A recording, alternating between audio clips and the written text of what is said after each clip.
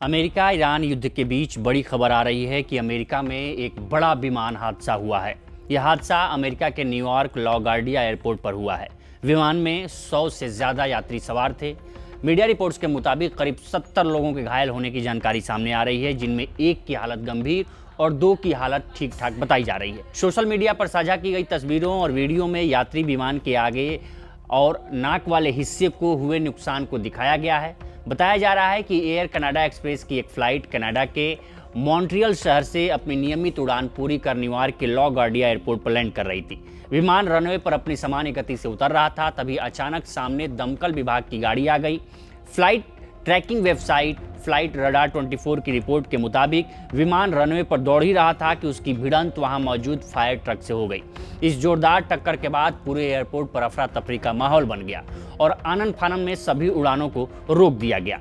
Air traffic controller में record हुए audio में साफ सुना जा सकता है कि कैसे ट्रैफिक कंट्रोलर रनवे पर मौजूद फायर ट्रक को चेतावनी दे रहा है। वो कहते हुए सुना जा सकता है कि ट्रक 1 और उसके साथी डेल्टा पार कर रहे हैं। इसके बाद ट्रैफिक कंट्रोलर ने दूसरे विमान को निर्देश दिया कि फ्रंटियर 4195 कृपया यहीं रुक जाओ, और फिर बार बार चेतावनी जारी की जा रही है कि ट्रक 1 रुको रुको रुको, ट्रक 1 रुको।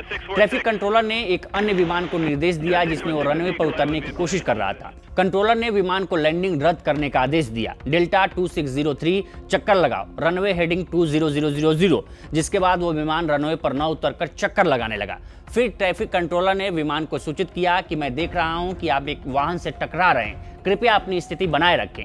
फिर जाकर विमान फायर ट्रक से टकरा गया। तस्वीरों में साफ देखा जा सकता है कि टक्कर इतनी जोरदार थी कि प्लेन का अगला हिस्सा, जिसे नोज कहते हैं, बुरी तरह से दब गया है। सोशल मीडिया पर जो फोटो और वीडियो सामने आए हैं उनमें साफ दिख रहा है कि प्लेन का मुंह आगे से पिचक गया है। अच्छी बात यह रही कि इतनी बड़ी टक्कर के बाद भी विमान में आग नहीं लगी, वरना ये एक बहुत बड़ा हादसा हो सकता है। अभी तक यात्रियों को कितनी चोटें आई हैं, इसकी पूरी जानकारी सामने नहीं आई है। एम्बुलेंस और मदद करने वाली टीमें तुरंत मौके पर पहुंच गई हैं। हादसे की गंभीरता को देखते हुए अमेरिकी फेडरल एविएशन एडमिनिस्ट्रेशन ने तुरंत एक्शन लिया और पूरे लागार्डिया एयरपोर्ट पर ग्राउंड स्टाफ घोषित कर दिया। इसका सीधा मतलब ये था कि जब तक रनवे साफ नहीं हो जाता और स्थिति काबू में नहीं आती, तब तक न तो कोई विमान वहां लैंड कर सकता था और न ही कोई उड़ान भर सकता था। शुरुआत में ये पाबंदी कुछ घंटों के लिए थी, लेकिन बाद में इसे शाम तक के लिए बढ़ा दिया गया है। इस वजह से हजारों यात्री एयरपोर्ट पर फंस गए हैं और कई घरेलू और अंतर्राष्ट्रीय उड़ानें या तो रद्द कर दी गई हैं या उनका रास्ता बदल दिया गया है।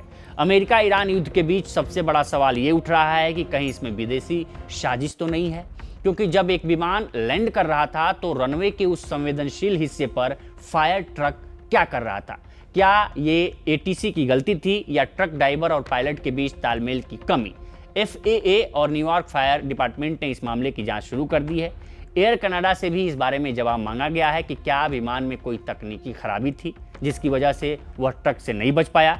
फिलहाल पूरे रनवे की सुरक्षा जांच की जा रही है ताकि आने वाले समय में ऐसी जानलेवा गलतियां दोबारा न दोहराई जाएं। तो फिलहाल इस रिपोर्ट में इतना ही। इस पर आपकी क्या राय है हमें कमेंट कर सेक्शन में जरूर बताएं। बाकी देश दुनिया की तमाम खबरों के लिए बने रहें लोकमत हिंदी के साथ। नमस्कार।